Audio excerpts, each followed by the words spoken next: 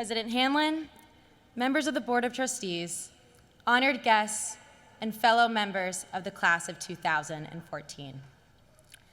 The last time I was on a stage giving a speech to a large audience was for the play my junior fall. I was speaking with a Yiddish accent, playing the part of an elderly rabbi, and was outfitted in a little boy suit with a full beard. Not only did the majority of my friends not recognize me, but I was informed afterwards that apparently my enunciation was so poor that no one actually understood the words coming out of my mouth. So hopefully things will be better this time around. I've always found the concept of a student speaker to be interesting, as you're tasked with representing the voices of 1,100 peers and offering profound words of wisdom when you've been alive for just a couple decades and can only reflect on your own singular experience. Considering that I still have not figured out how to make plain pasta, and only recently discovered that the word derelict is not pronounced derelict, despite what the movie Zoolander led me to believe, I'm in no position to give sage advice. So instead, I'm going to use my few minutes to discuss what I have come to appreciate most about Dartmouth and the main lessons that I have learned along the way. My time at Dartmouth has been the most enjoyable and memorable years of my life. I know that we all have our own relationships with the school, but I think we can agree that Dartmouth is an incredibly unique place. I tried to make a list of what I've come to appreciate most here, and I'd like to share a few of them with you. 1, the benefit of details. 2, the power of passion. And 3, the value of authenticity. First and foremost is the importance of details at Dartmouth. Often, when we think back on an experience or try to explain a concept to someone else, we consider the larger points or overarching picture. We've all been told in various classes not to get hung up on the details, since the main points are what truly matter. If we even think about simple daily interactions, people frequently focus on just the key points too. When we ask someone in passing how his a cappella show was or how her lacrosse game went, we tend to expect just a quick summary in reply. What sets Dartmouth students, professors, and staff apart in my eyes is that the Dartmouth community is very detail-oriented. Whether it was the slew of follow-up questions in a casual conversation about my thesis, an entire class session spent discussing a seemingly minute sentence within a 300-page novel, the apple cider donuts my dorm's custodian made for Mass Row residents at the end of each term, the students who walk through the library with pizza boxes full of freshly baked chocolate chip cookies, or the annual poem emailed from Theodore Geisel with an invitation to participate in a snowball fight at midnight on the green, I've become very aware of the difference that little details can make. When we reflect on our Dartmouth experience, it is not a general image or memory that we will have. Instead, we will remember the specifics. Details are what distinguishes Dartmouth, makes us different, and creates a lasting impact. The second element on my list is that Dartmouth enables and encourages us to be as random or linear as we see fit. In my own case, I have pursued the random path to an extreme.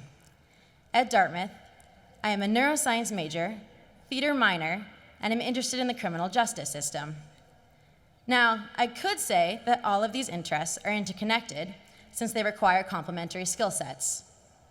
I could also talk about how they will prepare me to be the perfect casting choice for a future TV drama that just so happens to be about a neuroscientist in the courtroom.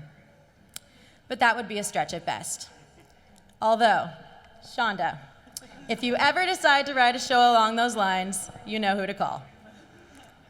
In reality, though, I am a neuroscience major because I'm fascinated by the brain and its impact on behavior. I am a theater minor because acting challenges me to temporarily see the world through someone else's eyes. And I'm interested in the criminal justice system because I care about the equity of rules. But more importantly, I pursue these interests because I find them thought-provoking and enjoyable. And I've learned through my college years that providing further justifications is not necessary. As long as you are enthusiastic about something, people will listen. Think back to the first lunch you had with a friend after he or she returned from an off-term. Remember how excited that person was to tell you about an experience, internship, or newfound career choice, and how contagious his or her energy was upon describing each detail. Dartmouth allows us to follow whatever path we wish, and I'm constantly inspired by the fervor that people here have for the things they do. I've learned that it is the passion that people find most compelling, not the cohesiveness of your life story. The passion that I just described directly relates to my third point, namely that people at Dartmouth are the real deal. Last year, psychologist Amy Cuddy gave a TED Talk about, quote, faking it till you become it. She said that by making little changes in your body language, you can cause others to perceive you in different ways. So there's apparently the Wonder Woman pose, whereby standing up straight and putting your hands on your hips will make you appear bigger and thus more assertive. Similarly, placing your hands in a V shape above your head before an interview is supposed to not only make you feel more powerful, but make others believe you are more powerful. When I first heard this, I thought it was such a neat concept, and even emailed one of my professors about it.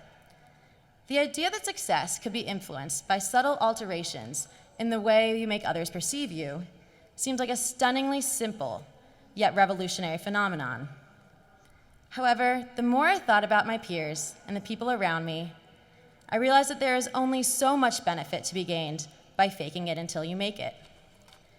The people I have met at Dartmouth are incredibly zealous, genuine, and comfortable in their own skin. Students here often say that the people are what make Dartmouth distinctive and special, and I completely agree. For me, this stems from the grounded nature that Dartmouth students exude on a daily basis, something that can only exist through authentic passions and interests. While I said at the beginning of this speech that I would not attempt to bestow any wisdom, I have realized that the three main reasons I appreciate my Dartmouth experience are inherently pieces of advice in themselves. I encourage all of you to take what makes Dartmouth special beyond the confines of this college on the hill. Remember the power of details and strive to bring that energy and attention to the lives of others, to your future studies, your job, and your personal life.